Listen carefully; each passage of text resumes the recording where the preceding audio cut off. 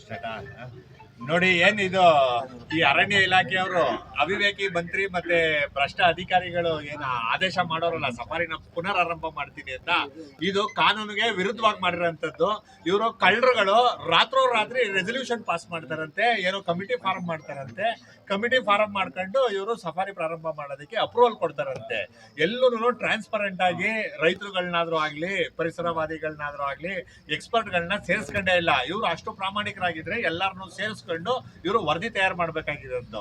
ಕಾನೂನಿಗೆ ವಿರುದ್ಧವಾಗಿ ಮಾಡಿರೋದು ಅಲ್ಲದೆ ನಮಗ್ ಕೋರ್ಟ್ಗೆ ಹೋಗಿ ಅಂತ ಹೇಳ್ತಾರೆ. ನಮಗ್ ಕೋರ್ಟ್ಗೆ ಹೋಗೋದು ಗೊತ್ತು ಸ್ವಾಮಿ, ನಿಮ್ನ್ಯಾಕೆ ಆಯ್ಕೆ ಮಾಡಿರೋದು, ನೀವು ಈ ಕೆಲಸ ಮಾಡಿ ಅಂತ.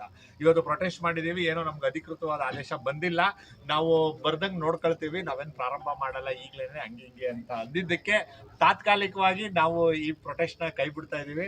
ನಮ್ಮ ಪ್ರಕಾಶ್ ಸರ್, ಕಿರಣ್ ಸರ್ ಮತ್ತೆ ತಮ್ಮೆಲ್ಲರ ಸಮ್ಮತಿ ಮೇರೆಗೆ 25ನೇ ತಾರೀಕಿಗೆ ಪ್ರಾದೇಶಿಕ ಆಯುಕ್ತರ ಕಚೇರಿ ಮುಂದೆ ಮತ್ತೆ ನಾವು ಪ್ರತಿಭಟನೆನ ಹಮ್ಮಿಕೊಂಡಿದೀವಿ. ಅಲ್ಲಿ ಪ್ರಾದೇಶಿಕ ಆಯುಕ್ತರು ಅಂತ ಅಂದ್ರೆ ಅವ್ರಿಗೊಂದು 6-7 ಜಿಲ್ಲೆ ಮುಖ್ಯಸ್ಥರು, ಅವ್ರಿಗೆ ಅರಣ್ಯ, ಕಂದಾಯ ಮತ್ತೆ ನೀರಾವರಿ ಹಾಗೂ ಇತರೆ ಇಲಾಖೆಗಳು ವ್ಯಾಪ್ತಿ ಬರೋದ್ರಿಂದ ರೈತರ ಸಮಸ್ಯೆಗಳನ್ನ ಅಲ್ಲಿಗೆ ತಗೊಂಡ್ ಬರ್ತೀವಿ ನಾವು.